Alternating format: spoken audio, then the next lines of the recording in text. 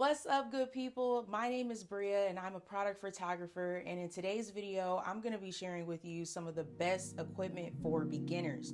Now, I know you see all sorts of crazy things that us photographers use in the product photography space, but I'm here to show you some quick, easy things that I love to use, that I started out with, and some of these things I still use.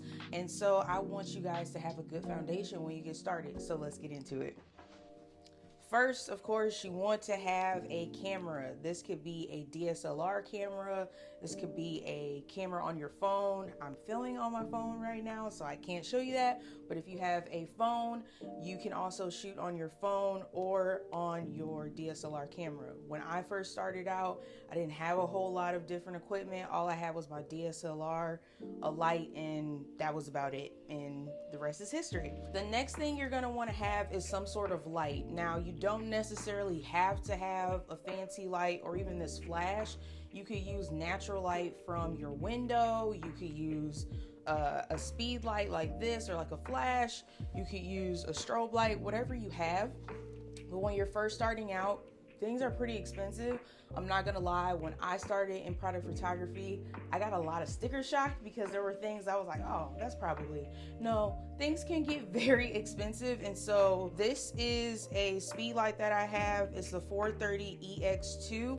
It is a Canon speed light. This is my very first flash speed light that I ever owned, and I actually still use it to this day. I have a diffuser on top. It just pops right on top, and you can angle it however you need to get your effect. Next thing you're gonna wanna have is some sort of lens. Right now, not just any kind of lens, because details matter when you're shooting product photography. As far as a lens, my first go-to lens was a 50mm lens. So this is the standard 50mm. I believe it's the it's the 1.8. So this is the Canon 1.8. You can get fancier lenses as you go along. I would recommend waiting until you actually start getting clientele, or if you have extra side hustles to put that money into, because the lenses can get pretty pricey. Now, you can also get a Canon lens. I have the Canon 85mm 1.8. That is my favorite current go-to right now. But again, I feel like it's not as beginner friendly because it is pricey. 50mm lenses, they range, but the one that I have, the f1.8, this one is about $100 or less now at this point. It could have went back up, but this is definitely something you want to have, is a lens. Prime lenses are amazing. They are really good with, again, getting that detail, getting those tight shots, whether you're using natural light or some sort of speed light or strobe light. Tripod. Now, I don't always use this because it's just a bad habit, but you definitely want to have a tripod because you want some sort of stabilization to mount your camera on. So a lot of times you'll see photographers, even me sometimes, I'll shoot without a tripod. That's fine once you have your balance and everything pretty steady, but it's actually really good practice to have a tripod. It doesn't really matter the type of tripod, honestly, when you first start out, as long as you have something stable. You definitely want to have a tripod though that will give you some overhead shots or some sort of flexibility so that you can get different angles when you're shooting.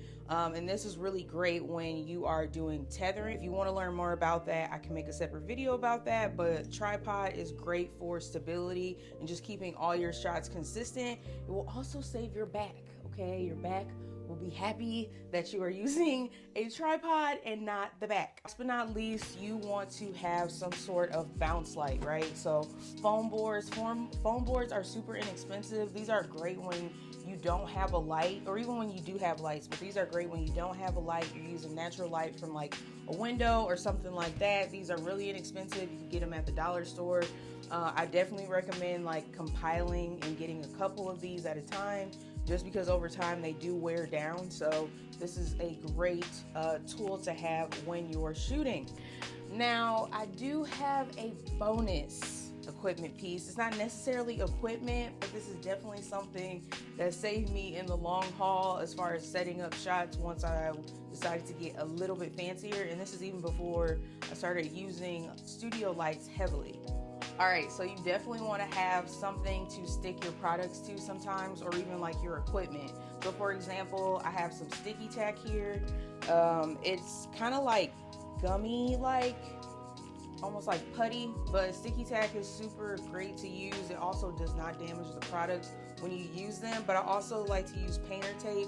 In the very beginning, I was using painter's tape a lot. I still actually use it sometimes, but these are really great tools to have and pieces of equipment. Also, it's just something light and easy you can throw in a bag if you're on the go, if you like to shoot a lot outside or on location. These are great to have to save you time, and also just keep the budgeting, you know, when you're starting. So this is the equipment that I would use as a beginner, and these are things that I highly recommend when first starting out. If you like more in-depth videos like this, or want me to break one of these pieces of equipment down, or even all of them, let me know in the comments below. Be sure to like and subscribe to this channel, and I hope to see you guys in the next video. Peace.